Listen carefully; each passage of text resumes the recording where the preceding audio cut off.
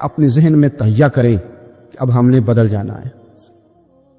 Sugar ہو جائے تو بدلنا پڑتا ہے, اللہ معاف کرے چینی چھوڑنی پڑتی ہے, من پسند مٹھائیاں چھوڑنی پڑتی ہیں, بدلنا پڑتا ہے. بلڈ پریشر ہو جائے تو یارو بدلنا پڑتا ہے. اگر انسان کو خدا نہ خواستہ کوئی مرض لگ جائے تو بدلنا پڑتا ہے. اولاد پیدا ہو جائے تو بدلنا پڑتا ہے. گھر میں بیٹیاں پیدا ہو جائیں تو بوڑھے باپ کو بدلنا پڑتا ہے. بال سفید آ جائیں تو پھر بھی تو بدل جانا چاہیے نا. انسان کی عمر 40 سال ہو جائے تو پھر بھی تو بدل جانا چاہیے. شب برات پہ توبہ کرے تو پھر بھی تو بدل جانا چاہیے. اب بدل جائیں, اب ہم بدل جائیں. اب نہ درد ہوتی ہے, گاڑی میں بیٹھے تو کمر پہ درد ہوتی ہے. اب ہم بدل جائیں. اب لوگ بتاتے ہیں تیرے بال سفید ہونے لگ گئے. اب ہم بدل جائیں. اب لوگ ہمیں کہتے ہیں بچے جوان ہو گئے. اب ہم بدل رہے نا یارو. اب لوگ ہمیں کہتے ہیں کہ اوہو اب تو آپ اٹھتے وقت زمین پہ پہلے ہاتھ رکھتے ہیں پھر اٹھتے ہیں. بدل نہ جائیں. اب محسوس ہوتا ہے کہ نیند گہری نہیں آتی. اب محسوس ہوتا ہے کہیں کہیں جسم میں تکلیف ہے. اب بدل نہ جائیں. اب نہ کئی کلاس فیلو چلے گئے دنیا چھوڑ کے, بدل نہ جائے. اپنے بہن بھائیوں میں سے کئیوں کا جنازہ پڑا, بدل نہ جائیں. ہم میں سے کئیوں نے ماں باپ دفن کر دیے, پھول ڈال دیے قبروں پہ. اب بدل جائیں. اب وقت تھوڑا رہ گیا, اب کچھ تبدیلی کی طرف آئیں. اب توبہ صحیح والی کر لیں. اب استغفار دل سے پڑھ لیں. اب تبدیل ہو جائے. اب اپنے اندر باہر کچھ تبدیلیاں لائیں. اب اپنے ظاہر اور باطن کو سنواریں. اب اللہ رسول کی بارگاہ میں جانا ہے نا تو کوئی ایسا نہ ہو شرم آئے حضور کے سامنے کھڑے ہوتے, حیا آئے نبی کریم کی بارگاہ میں کھڑے ہوتے. اب کچھ تبدیلی لائیں. آج ارادہ کریں کہ آج جو توبہ کریں گے وہ صحیح والی کریں گے. آج جو وہاں استغفار کریں گے اللہ کے حضور حاضر ہو کے تو وہ صحیح والا کریں گے. اب کچھ تبدیلی کا مزاج لائیں. اور پھر ایک اور بات بھی عرض کروں, ہمارے ذاتی تعلقات سارے دھوکہ ہیں. ہماری جیبوں میں مال سارا دھوکہ ہے. ہمارے بلند و باغ دعوے سارے دھوکہ ہیں. ہمارے بڑے بڑے رتبے سارے دھوکہ ہیں. بڑے تعلقات تھے بیٹے کے, پر ماں بیمار تھی تو اسے صحت تو نہیں تعلقات کی وجہ سے میرے سے. بڑے تعلقات تھے نا بیٹے کے, لیکن جب بیماری زور پکڑ گئی تو پھر کیا کر سکا کوئی. بڑے تعلقات تھے, بڑا پیسہ تھا جیب میں, بڑا کچھ تھا, لیکن جب جناب اسرائیل آئے تو پھر کوئی کچھ بھی نہ کر سکا. پھر اپنے رہ گئے اور جس کو جانا تھا وہ سب چلے گئے. تو یہ جتنی چیزیں ہیں نا یہ کچھ نہیں ہے, یہ دھوکہ ہے. سچ صرف اللہ رسول کی ذات ہے, حقیقت صرف دین ہے, اصل صرف وہ بارگاہیں ہیں. دھوکے میں نہ زندہ رہو. چھوڑ دو یہ بات کرنی کہ بڑے تعلقات ہیں, چھوڑ دو یہ بات کرنی کہ بڑا پیسہ ہے, چھوڑ دو یہ بات کرنی کہ برادری قبیلے علاقے میں بڑا, اور کچھ بھی نہیں ہے. کل من علیہ فان, ہوئے نامور بے نشاں کیسے کیسے. دیکھو زمین کھا گئی اور جمع کیسے کیسے. میں مولانا نورانی کی قبر پہ کھڑا تھا تو میں کہہ رہا تھا مقدور ہو تو خاک سے پوچھوں کہ اے لعین تو نے وہ گنج ہائے درا مایا کیا کیے. اتنے اتنے بڑے لوگ تو لے گئے, اتنے اتنے بڑے لوگ, اتنے اتنے بڑے لوگ قبروں میں کدھر گئے. سلطان محمود غزنوی کہاں ہیں, شہاب الدین غوری کہاں ہیں. وہ لوگ جو میدانوں میں آ کے صرف ان کا نام لیا جاتا تھا تو دنیا کانپ جاتی تھی, وہ کہاں گئے. اٹھ گئے سب لوگ, چلے گئے, ختم ہو گیا معاملہ. وقت اب ہماری طرف بڑھ رہا ہے, اب تیزی ہے. اب پیغام اجل آیا, کئی ہمارے ارد گرد سے اٹھا کے لے گیا. اب ہمیں بھی تو واپس لوٹنا ہے نا, تو کچھ تیاری کر لیں, کچھ ارادہ کر لیں. اور بارگاہ رب رسول کی اس طرح کی ہے کہ بس جانے کی دیر ہے, بس صرف جانے کی دیر ہے, صرف جانے کی. اور اللہ رسول کی بارگاہ دوستو وہ والی ہے کہ جہاں نا زیادہ منت بھی نہیں کرنی پڑتی. وہ جو 4-5 لوگ تھے نا مکہ مکرمہ میں, انہوں نے بہت ہی اسلام کی مخالفت کی حد کر دی تھی. ان کے لیے حکم ہوا تھا جہاں ملے قتل کر دو. اکرمہ تھے, ابن خطل تھے, کچھ اور لوگ تھے. تو پتہ ہے ان کو کسی نے مشورہ کیا دیا تھا؟ کسی کافر نے مشورہ دیا, پر پتہ صلاح کیا دی تھی؟ اس نے کہا تھا تم نے بڑی زیادتیاں کی ہیں, بڑے بے ادب ہو, کسی صحابی کے قابو نہ آنا, مار دیے جاؤ گے. اپنی خطاؤں کے سبب سے تم مار دیے جاؤ گے. لیکن اگر کسی طریقے چھپتے چھپاتے رسول پاک کی بارگاہ میں پہنچ جاؤ نا, اگر وہاں کسی طریقے چلے جاؤ انہوں نے پوچھا معافی کیسے مانگیں گے, منہ کیسے دکھائیں گے, ہم نے اتنے ظلم کیے, اتنی زیادتیاں کی, کیسے معافی مانگیں گے؟ تو کہنے والے نے کہا کہ نہیں کچھ نہیں, تم بس کہہ دینا ہم آ گئے.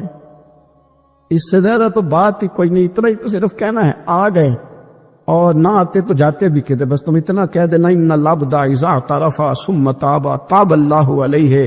نبی کریم علیہ السلام نے فرمایا بندہ جب آ کے کہتا ہے نا یا اللہ میں بھول گیا تھا, غلطی ہو گئی, ان العبد اذا اعترف, مان جو گیا ہوں, مان جو گیا, غلطی ہو گئی, جب کہتا ہے نا میں بھول گیا, ثم تاب, پھر وہ توبہ کرتا, تاب اللہ علیہ, اللہ دیر کرتا ہی نہیں, فوراً توبہ کو قبول فرما لیتے.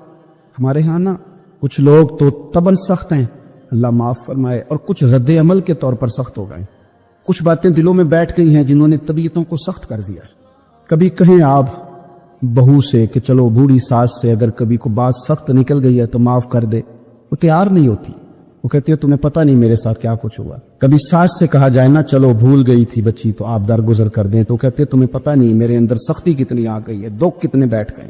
ہم طبیعتوں میں سختی کر بیٹھے, ہمارے دل دھڑکتے ضرور ہیں لیکن صرف اپنے بچوں کے لیے, ہمارے سینوں میں درد اٹھتا ضرور ہے لیکن صرف اپنوں کے لیے. ہم نے نا 2 4 5 6 باتیں جمع کر کے ان پر پورا ذہن بنا کے سخت ہو گئے ہیں, طبیعتیں سخت ہیں, دل سخت ہیں. میرے نبی پاک صلی اللہ تعالی علیہ وسلم نے فرمایا, یہ حدیث مسلم شریف میں موجود ہے, فرمایا جنت میں وہ لوگ داخل کیے جائیں گے جن کے دل چڑیوں کی طرح نرم ہے. نرم دل کے لوگ, معاف کر دینے والے, جلدی مان جانے والے. ایک صاحب تھے اپنے بھائی سے ناراض ہو گئے اور انہوں نے رشتے سے انکار کر دیا. پہلے ان کے بیٹے کی وہیں پہ نسبت تھی, انکار کر دیا. کئی لوگوں نے ان سے کہا, میں نے بھی کہا, تو وہ کہنے لگے پیر صاحب عزت بڑی کرتا ہوں آپ کی لیکن میں مرد ہوں, ایک دفعہ نہ کر دوں تو پھر ہاں نہیں کیا کرتا. تو میں نے اس صاحب سے کہا, میں نے کہا یوں نہ کر, اگر صبح قیامت تیرے بارے میں کوئی سخت فیصلہ آ جائے اور رب کو منانا ہو کسی مقام پر تو کیا کہے گا؟ بہانے بنا بنا کے ہم سخت ہو گئے, دل اتنے سخت پتھر کر لیے, میں فلاں ہوتا ہوں جی, میں نہیں دوبارہ کسی کی سنتا. اور خدا کے بندو, میرے نبی پاک علیہ السلام نے فرمایا مومن تو اس طرح ہوتا ہے جس طرح اونٹ کے ناک میں نکیل ہوتی ہے, بٹھا دو تو بیٹھ گیا, اٹھ جاؤ تو اٹھ گیا. اور حضور نے فرمایا وہ لوگ جو بہت بد اخلاق ہیں, جھگڑالو ہیں, فسادی ہیں, سخت دل ہیں, وہ لوگ جنت میں نہیں جائیں گے. جو جھگڑے کرتے پھرتے جھگڑالو لوگ ہیں. عزیز دوستو, اپنی زندگی کے اندر طبیعت میں نرمی, اگر طبیعت نرم ہو گئی نا جی, مزاج میں نرمی آ گئی, تو پھر آپ محسوس کریں گے کہ آپ معاف کرتے بھی جلدی ہیں اور معافی دیتے بھی جلدی ہیں. پھر آپ کے تعلقات بچیں گے, آپ کی نسبتیں بچیں گی, آپ کے بہت سارے رشتوں میں قربت آئے گی, ٹوٹیں گے نہیں. ایک تو دل نرم کرے, کسی شخص کے بارے میں دل میں کوئی بات ہے تو اسے معاف کرے اور معافی دے. کچھ لوگ دل کو ٹھیک ٹھاک ہوتے ہیں, کوئی ناراضگی نہیں ہوتی, لیکن آپ نے بچی کی شادی کا کارڈ دیا نہیں تو اور ناراض ہو جاتے. اور پھر آپ سمجھا رہے ہیں, قائل کر رہے ہیں, وہ تیار ہی نہیں ہے قائل ہونے کو. سنو اور اس حدیث کو یاد رکھنا, نبی پاک صلی اللہ تعالی علیہ وسلم نے فرمایا جس کے پاس اس کا بھائی عذر لایا, بھائی معافی مانگنے آیا اور پھر اس نے معاف نہ کیا, اللہ کے حبیب فرماتے میرے حوض کوثر پہ نہ آئے. تو سخت ہو کے بیٹھ گیا ہے, تو کہتا ہے میرے سے پہلے سنے, میں آپ کو بتاؤں اس نے میرے ساتھ کیا کیا. اور ٹھہر جا, اگر حساب کتاب کے بعد معافی والا اصول رکھ لیا جائے کہ پہلے حساب کتاب ہوگا, غلطیوں کا مداوع ہوگا, پھر معافی ہوگی, تو یہی حساب اگر رب کریم بندوں کے ساتھ کرے تو پھر میں اور آپ کدھر جائیں گے. تو اس سادی بات پہ آ جاؤ نا, تو 2 جملوں میں حضور نے سمجھائی ہے. فرمایا تم رب کے بندوں کو معاف کر دو, اللہ تمہیں معاف کر دے گا. تو آج کی شب سے پہلے, آج کے دن سے پہلے اپنی طبیعت کے اندر ایسا ذوق لائیں, ایسی طبیعت لائیں کہ ہم نے معافی دینی بھی ہے اور معافی لینی بھی ہے. بعض اوقات ہم رسم ادا کرتے ہیں شب برات سے پہلے, یہ سوشل میڈیا پہ چل گیا, فلانے کو فلان کہہ دیا, اگر کوئی کبھی ہوئی نا تو معاف. ایسے تو نہیں نا معافیاں ہوتی. ہمیں پتہ ہوتا ہے ہم سے کون ناراض ہے, ہمیں خبر ہوتی ہے ہم نے کس کو تکلیف دی, ہمیں پتہ ہوتا ہے کس نے ہمارے لہجوں سے پریشانی پائی ہے, کون ہے جو ہماری وجہ سے اذیت کا شکار ہے, تو اس سے جا کے معافی مانگے, تو یہ چیزیں معافی کا سبب بن جائیں گی. میرے نبی کریم علیہ وآلہ وسلم نے ارشاد فرمایا قیامت کے دن کچھ لوگ کئیوں کی بات سن کے جنت میں چلے جائیں گے. اللہ تعالی ہماری پردہ پوشی عطا فرمائے. کہا کچھ تبلیغیں کرنے والے دوزخ کے دروازے پہ کھڑے ہوں گے, تو وہ جنتی کہیں گے کہ مولانا پیر صاحب ہم تو آپ کی بات سن کے جنت میں جا رہے ہیں، تو آپ یہاں کیوں کھڑے ہیں؟ تو وہ کہیں گے ہائے افسوس، میں کہتا تو رہا پر عمل نہ کر سکا۔ میں عمل ہے، اس سے مراد صرف ممبر پہ بیٹھنے والا مولوی نہیں، اس سے ہر وہ شخص مراد ہے جو نصیحتیں تو بڑی کرتا ہے لیکن خود عمل ہے وہ بہت بڑا الفاظ کا ذخیرہ رکھتا ہے، پر عمل کے لیے 2 سجدے بھی صحیح طریقے سے دے سکتا، پھر وہ استغفار کرے، پھر وہ اللہ کی بارگاہ میں معافی مانگے، پھر وہ توبہ کرے، اس لیے کہ جو جتنا بڑا ہوتا تھا نا اس پہ خشیت بھی اتنی زیادہ طاری ہوتی، اس پر خشیت بھی اتنی، جتنا حضرت عمر فاروق رضی اللہ تعالیٰ عنہ کو زخم لگ گیا، شدید زخم لگا، بڑی زیادہ خون بہ گیا ہے، بہت سارے صحابہ آپ کے گرد جمع ہو گئے، حضرت عبداللہ ابن مسعود بھی آ گئے، تو جناب عمر رونے لگ گئے۔ اب تو رونا آتا ہی نہیں لوگوں کو۔ حضرت محی الدین ابن عربی کہا کرتے تھے جس کو پورا ہفتہ ہو گیا ہے نا، وہ طریقت کا مسافر بھی، جاگ رہے ہیں آپ حضرات؟ کہتے تھے جس کو پورا ہفتہ ہو گیا نا طریقت کا مسافر بھی ہے، پر اللہ رسول کی یاد میں رویا نہیں۔ فرماتے تھے مجھے تو اس کے ایمان پر شک ہونے لگ گئے کہ 8 دن ہو گئے، اسے خیال ہی نہیں آیا۔ حضرت عمر میدان میں جس شخص کے کبھی پاؤں نہیں لڑکھڑائے، اللہ رسول کی بات آتی تھی تو دریا بہتے تھے آنسو، یہاں حال ہی کوئی نہیں، خشک جملے اور جناب موٹے موٹے تراشے ہوئے فکرے اور لفظوں کی ہیرا پھیری، اس کے علاوہ کوئی چیز نظر ہی نہیں آتی۔ حضرت عمر رونے لگے، آخری وقت ہے، تڑپ رہے ہیں، آنسو بہ رہے۔ حضرت عبداللہ ابن مسعود آ گئے، انہوں نے کہا عمر تیری ہجرت بھی بڑی باکمال تھی، تیرا اسلام قبول کرنا بھی بڑا ہی باکمال تھا، حضور بھی تجھ سے ہمیشہ راضی رہے۔ عمر تو روتا کیوں ہے یار؟ بات تو یہ ہے کہ جب تو نے خلافت سنبھالی تو پھر تیرے طریقے بھی باکمال ہی تھے، اور جب تو میدان میں اترتا تھا پھر بھی تیرے معاملات باکمال تھے، اور جب تو مال غنیمت بانٹتا تھا پھر بھی تو باکمال۔ یار ہر موقع پہ تو باکمال تھا، تو جاتے تو پھر روتا کیوں ہے؟ ان کا استغفار دیکھو، ان کی توبہ دیکھو۔ حضرت عمر پھر رو پڑے، کہنے لگے عبداللہ لوگوں کو میری نیکیوں کا پتہ ہے، گناہوں کا تو نہیں نا پتہ، وہ تو میں جانتا ہوں یا میرا مالک جانتا ہے نا، نیکیاں تو سب کے سامنے، پر من آنم کے من دانم، جو اندر چھپے ہوئے گناہوں کے ڈھیر ہے وہ تو میں جانتا ہوں۔ تو نے میرے کلمہ پڑھنے سے لے کر میری حکومت تک میری ساری نیکیاں گنوائی ہیں، اب دعا کر میرے لیے کہ رب میری نیکیاں اور بدیاں برابر کر دے، مجھے درجہ نہیں چاہیے، بس اللہ مجھے معاف کر دے۔ درجوں کی ضرورت نہیں ہے، یہاں تو لوگ درجات لے کے بیٹھے۔ حافظ کہتا ہے کہ میں جتنے آیتیں ہوں گی اتنے میرے درجے بلند ہوگی، پہلے درجوں والا کام تو کوئی کرنا۔ مولانا کہتے ہیں کہ نور کے ممبر پہ بیٹھوں گا، بھائی پہلے بتا نور کے ممبر کی طرف تیرا سفر بھی جاری ہے کہ نہیں؟ تاجر کہتا ہے کہ میں سخاوت کروں گا تو حضرت عثمان کے ساتھ جگہ ملے گی، پر حضرت عثمان کی سخاوت اور اپنی سخاوت کا فرق بھی دیکھ۔ مجاہد کہتا ہے کہ میں نبی پاک کے جہاد والے صحابہ کی پشت پہ رہوں گا، تو پہلے اپنے کام تو دیکھ۔ اور جب ساری باتیں سمجھ میں نہ آئے تو پھر اللہ کی بارگاہ میں استغفار کر، پھر بیٹھ۔ بڑے لوگ استغفار کرتے، معافی چاہتے، اور یہ استغفار پھر اتنا کرم کرتا، اتنی آسانی کرتا، اس قدر بہتری کرتا کہ وہ مانگ تو اپنے گناہوں کی معافی رہے ہوتے تھے اور اللہ رحمتوں کے دروازے کھول دیتا تھا، اللہ ان پر کرم کے دروازے۔ حضرت امام حسن کے پاس ایک شخص آیا، حضرت امیر معاویہ بھی بیٹھے تھے، تو اس نے امام حسن سے آ کے کہا کہ حضور اولاد نہیں ہے، کوئی دعا کر دے۔ تو جو ہے میری بات پر اب بھی لوگ پیروں کے پاس آتے ہیں نا، ماشاءاللہ سے، اللہ خیر فرمائے، تو پیر صاحب اگر وظیفہ بتائے تو وظیفہ چونکہ پڑھنا پڑتا ہے، وہ کام مشکل ہے، لہذا تویز تو پیروں نے بھی اب ماشاءاللہ بڑی ترقی کر لی، انہوں نے بھی تویز چھپوا کے رکھ لی ہے۔ کون لکھے اتنے تویز؟ جو کہ ہر مرید کو تو تویز چاہیے، انہوں نے نا جی تویز پکے چھپوا لیے، کچھ نے مورے بنوا لی ہیں۔ دیکھتا رہتا ہوں، میرا شعبہ ہے نا، میں دیکھتا رہتا ہوں کہ مور لگائی، اس کو باندھا، اللہ خیر کرے۔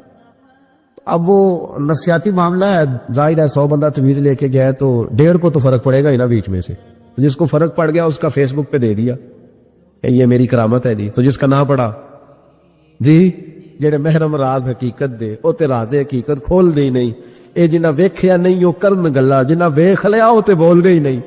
ہمارے ایک حضرت تھے تو ان کے پاس ہم بیٹھے تھے، نیک آدمی، تو تویز دیا تو مرید کہنے لگا حضور دوبارہ کب آؤں؟ کہنے لگے فرق پڑ گیا تو آ جانا، نہیں تو کہیں اور چلے جانا۔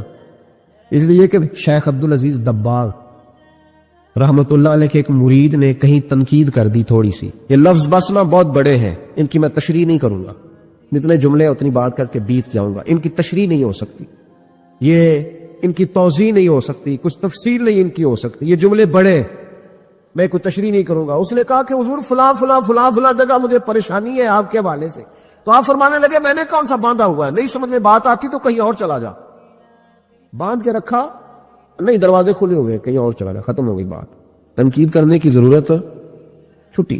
اس لیے کہ وہ لوگ بت نہیں بناتے تھے کہ بس ادھر ہی پوجا کرنی ہے کہ کہیں اور نہیں جانا.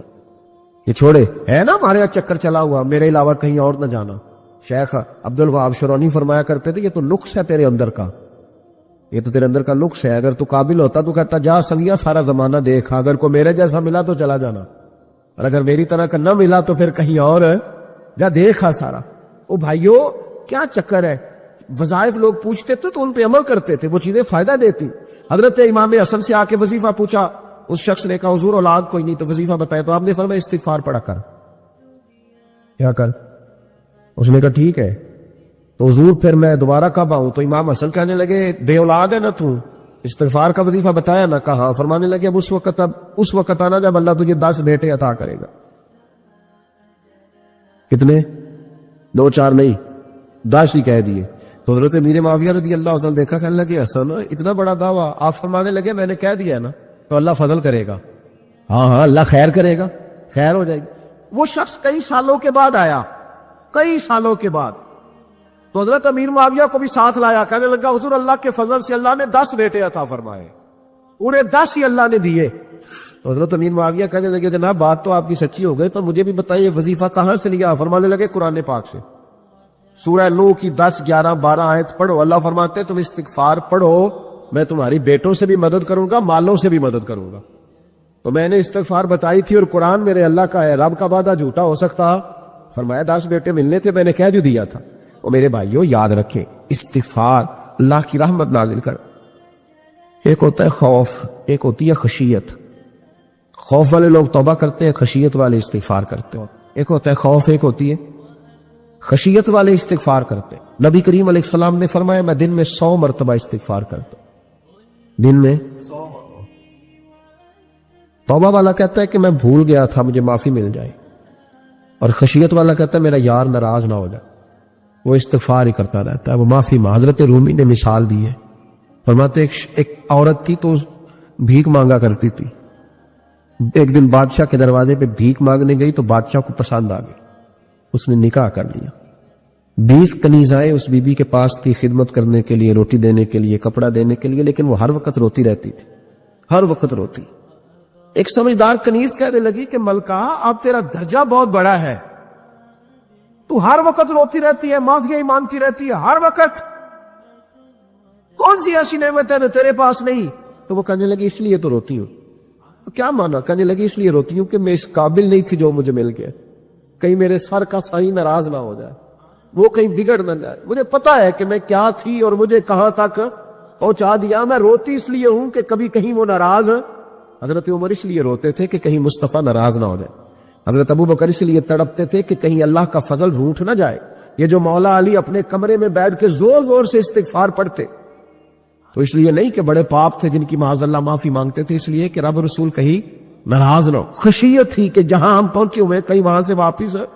استغفار بندے کی اللہ سے صلح کرا دیتا ہے، بندے کی رب سے صلح ہو جاتی ہے جب استغفار. دیکھیں نا بڑی سادی سی بات ہے کہ 2 بھائی ناراض ہو تو بڑا کہتا ہے اس نے میری بے ادبی بڑی کی، تو چھوٹا اگر پاس آ جائے اور پیر پکڑ لے کر چل یار معاف کر دے، تیرا بھائی نہیں. پتہ کیا ہوتا ہے؟ صرف معافی نہیں ملتی. ہاں صرف معافی نہیں. چھوٹے نے بے ادبی کر دی، بڑے کو تکلیف ہوئی، بات جب آگے بڑھی نا تو بڑے نے شکوہ کیا. جب لوگوں نے چھوٹے کو سمجھایا تو چھوٹا جب معافی مانگتا، ادھر دیکھو میری طرف، جب چھوٹا معافی مانگتا نا اٹھ کے جاتا ہے اور بڑے کے پیر پکڑتا تو میرا معاف نہیں کرتا، بڑا رو بھی پڑتا ہے، بڑا رو بھی پڑتا ہے.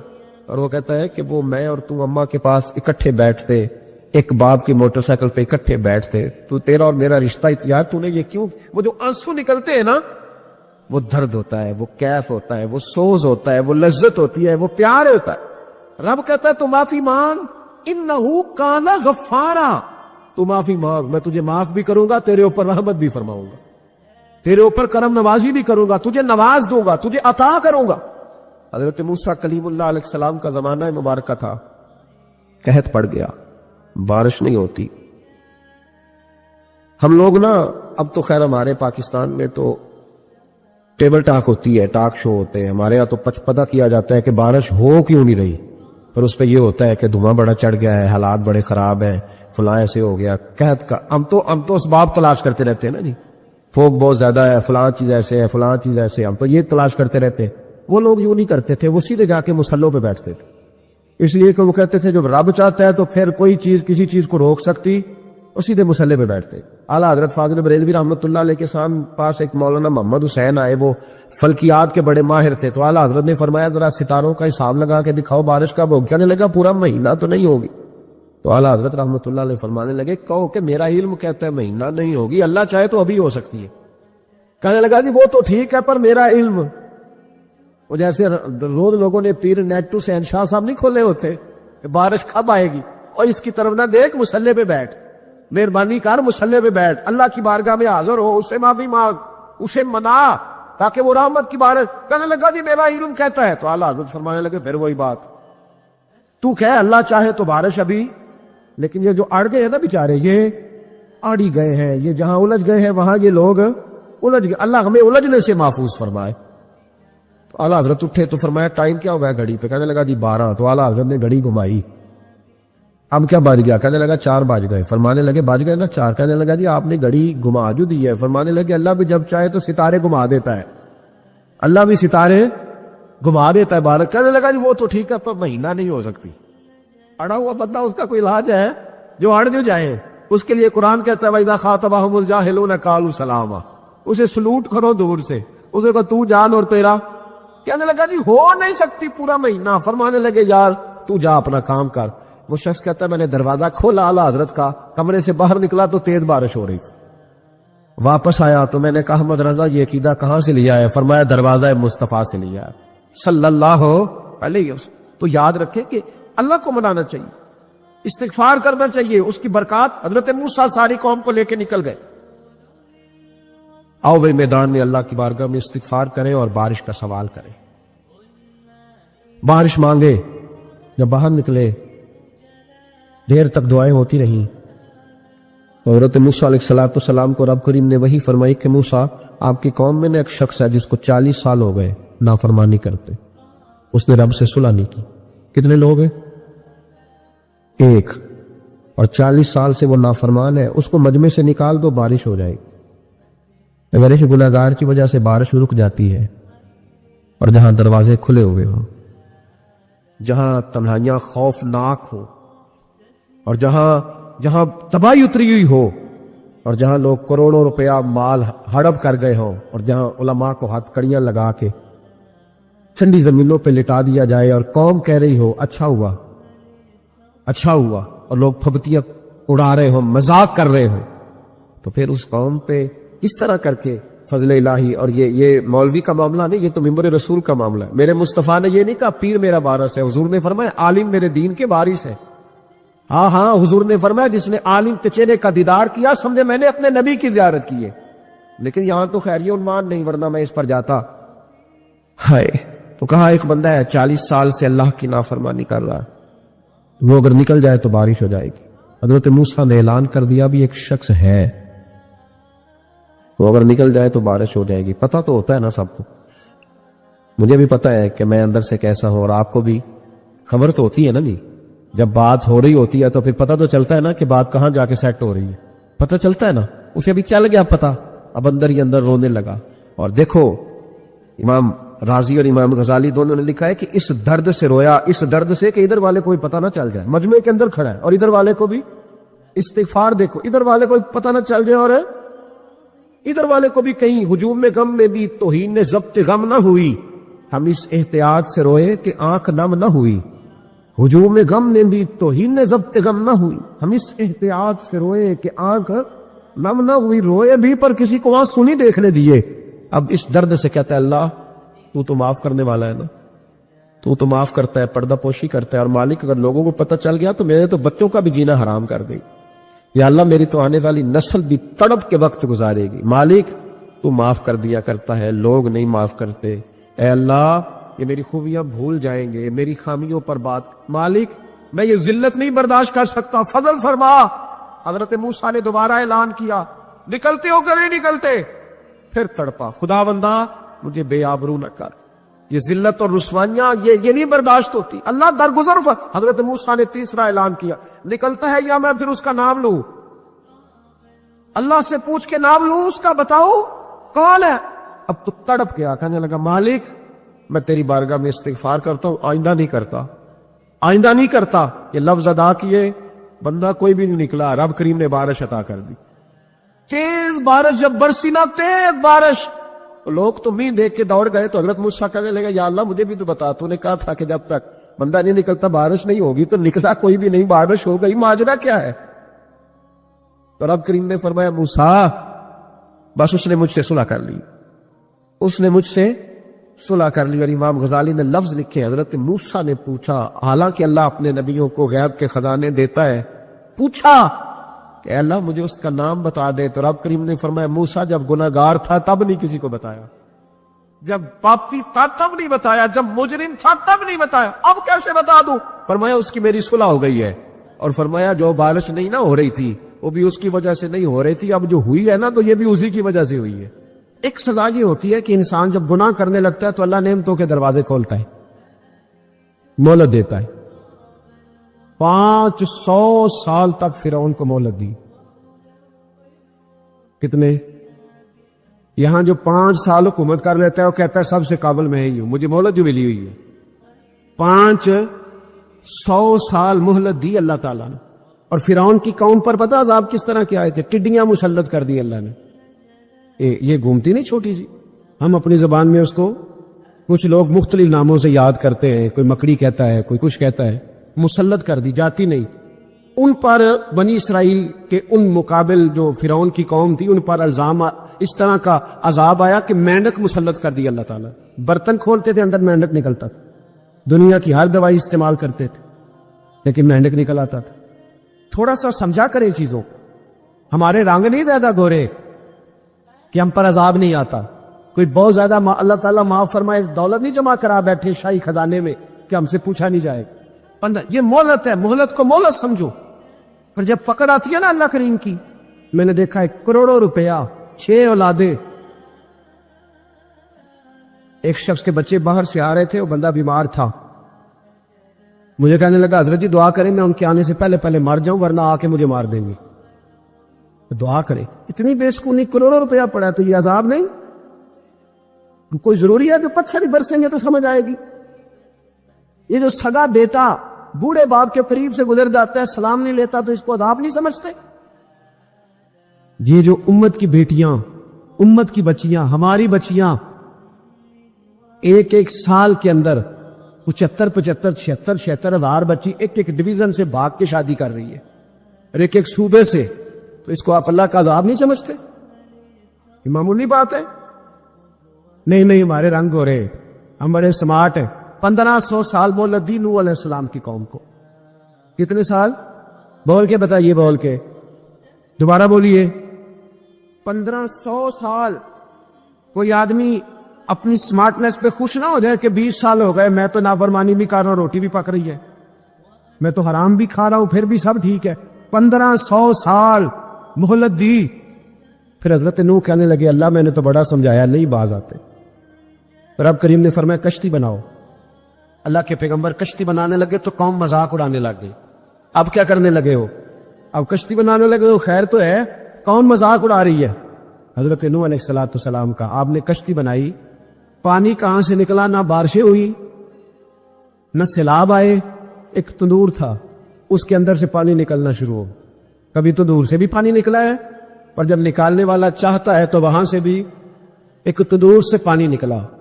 اتنا نکلا, اتنا نکلا, اتنا نکلا کہ قوم ساری ڈوب گئی. قرآن مجید کے صفحات شہادت دیں گے کہ حضرت نوح کی قوم کا بچہ بہہ گیا. بچے صرف وہ تھے جو حضرت نوح کے ساتھ ہو گئے, تباہ ہو گئی. اللہ بے نیاز ہے, بے نیاز. 1500 سال مہلت ملے اور تو پھر بھی کہے رب بڑا کریم ہے, معاف کر دے گا. 1500 سال تجھے گنجائش تھے اور تو کہے کوئی نہیں, بات معافی ملنی چاہیے ابھی بھی. میرے بھائی, حضرت صالح علیہ السلام کی قوم, حضرت صالح نے تبلیغ شروع کی تو کہنے لگے پہلے معجزہ دکھاؤ. جی آج تو نہ لوگ معجزے مانگتے آج بھی لوگ کرامتیں اور معجزے، اللہ معاف کرے، جو چیزیں معجزہ تو ہو نہیں نہ سکتا، لیکن آج بھی لوگ، آپ یقین کریں، کہتے ہیں یہ بڑی نمازیں پڑھتا ہے تو پھر بخشا کیوں نہیں گیا، پھر کیوں نہیں منو سلوا کیوں نہیں اترا اس پر، پھر میں بھی اسی طرح ہی ہوں، کیا اس کے اندر خوبی آ گئی؟ مولوی بھی ویسے ہی ہے، سوری بھی ویسے ہی ہے، لوگ مان نہیں رہے، لوگ دلیلیں مان نہیں رہے، ابھی بھی لوگ بحث نہیں کرتے، کیا فرق آ گیا جی؟ ویسے ہی ہیں سارے۔ اللہ تعالیٰ سے ڈرنا چاہیے، ہمیں سامنے والے کی طرف دیکھ کر صحیح ہونے کا حکم نہیں ہے، ہمیں اپنی اصلاح کا حکم ہے، اپنی طرف دیکھ کے اپنے آپ کو ٹھیک کرنے کا۔ الزام لگا کے گزر جانا، اس کا کوئی مطلب سنو اور یاد رکھو۔ حضرت صالح علیہ السلام سے کہنے لگے پہلے معجزہ دکھائیں، تو حضرت صالح علیہ السلام نے فرمایا اونٹ کہاں سے پیدا ہوتے ہیں؟ کہاں؟ اونٹنی کے بطن سے۔ فرمایا آؤ میں تمہیں پہاڑ کے اندر سے اونٹنی پیدا کر کے دکھاتا ہوں۔ کہاں سے؟ پہاڑ کے اندر سے۔ حضرت نوح ساتھ لے کے گئے تو پہاڑ کے اندر سے اونٹنی نکلی، اور اونٹنی بھی گابن تھی، اس کے پیٹ میں بچہ، اور اونٹنی اتنا دودھ دیتی تھی کہ ساری بستی دودھ پی جاتی تھی، پھر بھی دودھ بچ جایا کرتا تھا۔ لیکن حضرت نوح علیہ السلام نے فرمایا اب تم نے دیکھ تو لیا یہ اسے، یہ جتنا دودھ دے گی روٹی بھی اتنی کھائے گی، ایک دن تم سارے پانی پیو گے، ایک دن یہ سارا پانی پیا کرے گی، ایک دن تم سارے باقی جانوروں کو گھاس کھلاؤ گے، ایک دن یہ اونٹنی ہے۔ اور اونٹنی کا نام کیا؟ ناقۃ اللہ، اللہ کی اونٹنی۔ کس کی اونٹنی؟ نام کیا ہے؟ اللہ کی، یہ اللہ کی اونٹنی ہے۔ تو حضرت نوح علیہ السلام کی اونٹنی، فرمایا اس کی بے ادبی نہ کرنا۔ باز نہیں آئی، لوگ باز نہیں آئے، کہنے لگا جی دودھ دینا تو ٹھیک ہے، پر یہ جو سارا پانی پی جاتی ہے نا یہ صحیح نہیں، یہ جو ساری گھاس کھا جاتی ہے یہ نہیں تھی، دودھ دینا تو ٹھیک ہے پر یہ نہیں صحیح۔ آپ نے فرمایا اسے کچھ نہ کہنا، اللہ کی اونٹنی ہے۔ میں کہا کرتا ہوں ان لوگوں نے ناقۃ اللہ کی بے ادبی کی، حضرت نوح علیہ السلام کی اونٹنی کی ٹانگیں کاٹ دی، صالح علیہ السلام کی۔ اور دیکھو اللہ بڑا بے نیاز ہے، اگر پیدا کرنا جانتا ہے تو حفاظت کرنی نہیں جانتا، لیکن رب کریم نے فرمایا نہ کرنا۔ انہوں نے ان کے پیر کاٹ دیے، کانوں پہ چھریاں لگائیں۔ اونٹنی جب مر گئی، اونٹنی اللہ تبارک و تعالیٰ کی وہ اونٹنی جب مر گئی تو حضرت صالح علیہ السلام کی قوم پر رب کریم نے زلزلہ بھیجا۔ اذا زلزلت الارض زلزالہا، جب زلزلے آئے گے اور جب ان کا زلزلہ آنا ہے، زلزلہ آتا ہے نا، کیا کرتی ہے قوم؟ لا الہ الا اللہ، لا الہ لا الہ الا اللہ، کلمے جاری ہو جاتے۔ بلکہ ایک دفعہ ایسا بھی ہوا کہ مسجدوں میں اعلان ہونے لگے زلزلہ آ رہا ہے، جو فجر کے لیے نہیں اٹھے زلزلے کے لیے وہ بھی اٹھ گئے، جن کا دعویٰ ہے نا میری سویرے آنکھ نہیں کھلتی، ان کی لگی نہیں کتنے گھنٹے، بعد میں بھی نہیں لگی، ٹی وی پہ اعلان ہوتے رہے کوئی نہیں آ رہا سو جاؤ چپ کر کے، لیکن آنکھ لگی۔ موت سے تو ڈرتا ہے، اللہ سے ڈرتا ہی نہیں، موت کا خوف ہے رب کا نہیں۔ زلزلہ آیا، ساری قوم تباہ ہو گئی۔ بتاؤ اگر ناقۃ اللہ کی گستاخی ہو تو اللہ ناراض ہو جاتا ہے، اور اگر اولیاء اللہ کی ہو، اگر اولیاء اللہ کی ہو تو رب ناراض نہیں ہوتا؟ شرم نہیں آتی لوگوں کو داتا صاحب کی بے ادبی کرتے؟ شرم نہیں آتی لوگوں کو غوث اعظم کی گستاخی کرتے؟ حیا نہیں آتی جنہوں نے دین پھیلایا ان کی بے ادبی؟ میں درد سے کہتا ہوں، رو کے کہتا ہوں، اور اگر کلیجہ پھٹ سکے تو میں دکھاؤں زخم کتنے ہیں۔ ایک حج کے موقع پر ایک بابا جی، اس سال 4,80,000 روپے کا پرائیویٹ حج تھا، اور بابا جی کی کیفیت کمزور تھی، بیچارے بیمار تھے، اس کے باوجود وہ گئے۔ بوڑھے آدمی، جاگ کے بیٹھیے، بزرگ، اور کتنی مشکل ہے وہاں مینا، مزدلفہ، عرفات، طواف زیارت، کتنا مشکل کام ہے طواف زیارت کرنا، طواف وداع کرنا۔ کس کٹھن سے حج کیا، بڑھاپے میں پیسے بھی لگائے، اور جب وہ روضہ رسول پہ گئے صلی اللہ، اور انہوں نے جا کے نبی پاک صلی اللہ علیہ وسلم کے روضے کی طرف منہ کر کے درود شریف پڑھا تو ایک ملا نے اٹھ کے کہہ دیا تو مشرک ہے۔ تو میری روح کانپی، میں نے کہا تجھے شرم نہیں آئی، حیا نہیں آئی؟ اس کی عمر دیکھ، کس بڑھاپے میں کہاں سے چلا، کہاں آیا۔ یہ مشرک ہوتا تو کسی مندر میں جاتا، یہ مشرک ہوتا تو کسی گرگے میں جاتا، یہ مشرک نہیں، یہ مومن ہے، اور یہ وہ والا مومن ہے جس کے سینے میں دل جب دھڑکتا ہے تو خالی دھڑکتا نہیں، ساتھ وہ محمد عربی پہ درود و سلام بھی پڑھتا ہے۔ شرم نہیں آتی لوگوں کو؟ اتنی بڑی گستاخی کرتے، جو روضہ رسول پہ آیا مشرک ہے۔ میں نے ایک مولوی کو صاف صاف کہا تھا، میں نے کہا اگر میں مشرک ہوں تو نکالو، مشرک کا داخلہ تو یہاں ویسے ہی منع ہے۔ شرم نہیں آتی؟ اپنی زبان کا ایک پاس کرو کچھ۔ اتنا ظلم، اتنی بڑی فرقہ واریت امت میں، اتنا امت کو تقسیم کرتے ہو، تمہیں شرم نہیں آتی؟ جہاں سے اتحاد کا پیغام دینا چاہیے وہاں سے تم لوگوں کو فرقے کا پیغام دیتے، ایک مقصود فرقے کی تبلیغ کرتے ہو۔ خدا را تو میں کہہ رہا ہوں ناقت اللہ کی بے ادبی پہ عذاب آتا ہے، تو اولیاء اللہ کی بے ادبی پہ نہیں آتا؟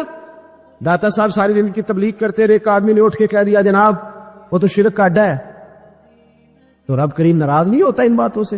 ہمیں خیال کرنا چاہیے، اللہ سے ڈرنا چاہیے، ان چیزوں سے عذاب آتا ہے اور آ رہا ہے، اللہ تعالیٰ ہمیں محفوظ فرمائے۔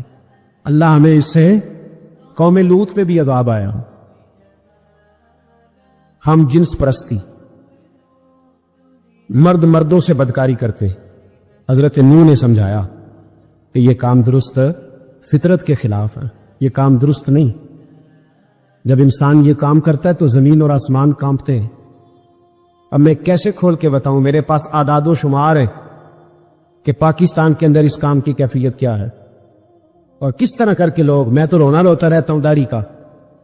لوگ کئی دفعہ کہتے ہیں حضرت صاحب پہلے بھی آئے تھے تو داڑھی کی بات، پھر بھی آئے تو داڑھی کی بات، تو میں رونا روتا ہوں۔ اس لیے روتا ہوں کہ جو کلین شیو نوجوان ہوتا ہے وہ امرد کے حکم میں ہے، اس پر وہی حکم لگتا ہے جو عورت پہ لگتا ہے، اس کے ساتھ مرد کا اٹھنا بیٹھنا اسی طرح نہ جائے گا جس طرح عورت کے ساتھ۔ حضرت جنید بغدادی رحمت اللہ تعالیٰ علیہ کے سامنے ایک شخص نے کہا وہ کتنا خوبصورت نوجوان جا رہا ہے، تو آپ فرمانے لگے تو حافظ قرآن نہیں؟ کہا ہاں۔ فرمانے لگے جا اپنے حفظ کی خیر منا۔ وہ شخص کہتا ہے میں نے اس بغیر داڑھی والے کلین شیو نوجوان کو بری نظر سے دیکھا، مجھے قرآن پاک ہی بھول گیا، سارا قرآن پاک بھول۔ اور کتنے سال میں دعائیں کرتا رہا، بیت اللہ کے طواف کرتا رہا، میں یاد بھی کرتا تو نہیں ہوتا۔ کیسے اب تو ہمارا نعت کہاں بیوٹی پارلر سے ہو کے آتا ہے، ہم کسی اور کو کیا پیغام دیں؟ وہ پیغام، وہ نظام، وہ طریقہ کار جس کا حکم تھا شریعت میں، قوم لوط پر عذاب آیا۔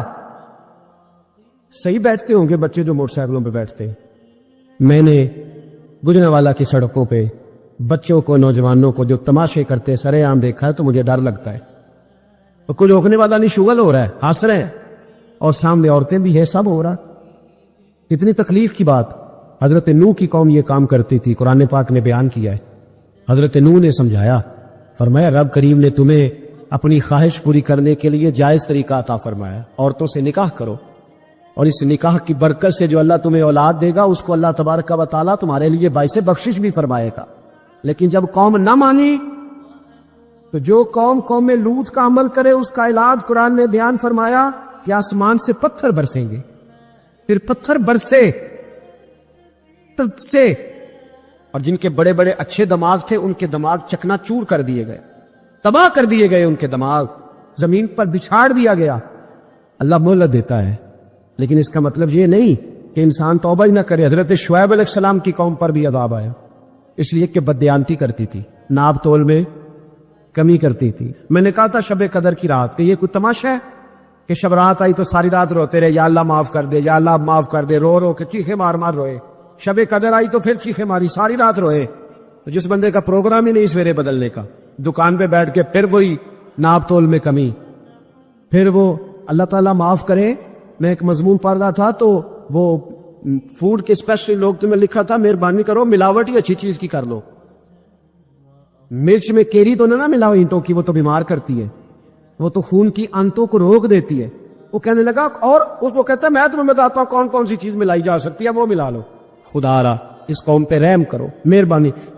ایک دوست ہے ہمارے، میں وزیر آباد میں ان کے گھر بیٹھا تھا تو ایک میڈیکل، میرا کسی شخص پہ اعتراض کرنے کا میں مجموعی بات کرتا ہوں، میں ایسے ڈاکٹروں کو جانتا ہوں جو اللہ تعالیٰ فضل کرے سچ مچ کے نیک ہیں، اچھے لوگ۔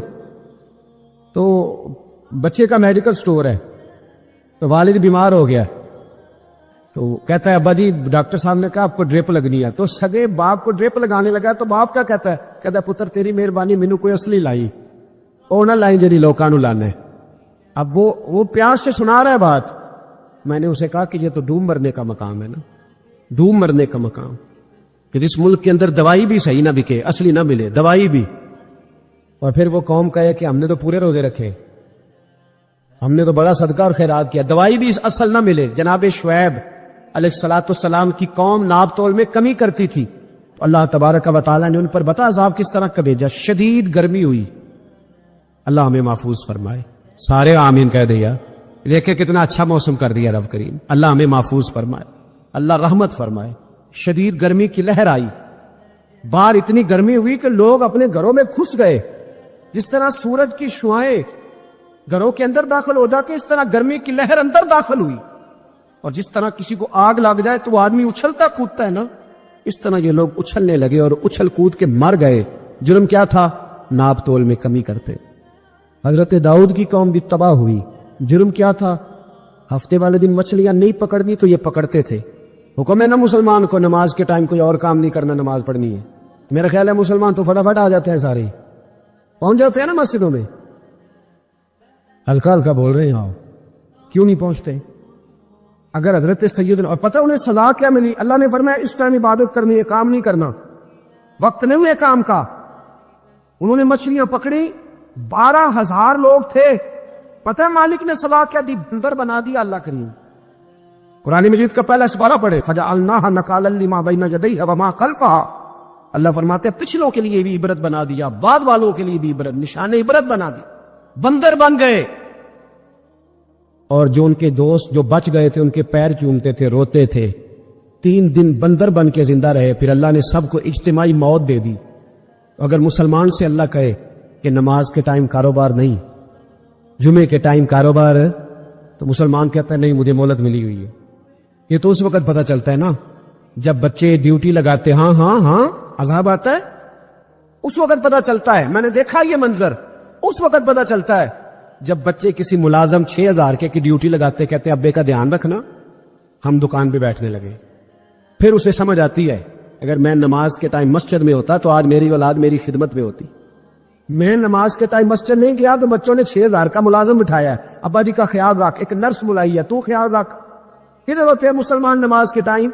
ایک عیسائی نے اعتراض کیا ہے، سنے، وہ کہتا ہے مجھے لگتا ہے مسلمانوں کے 3 خدا ہیں۔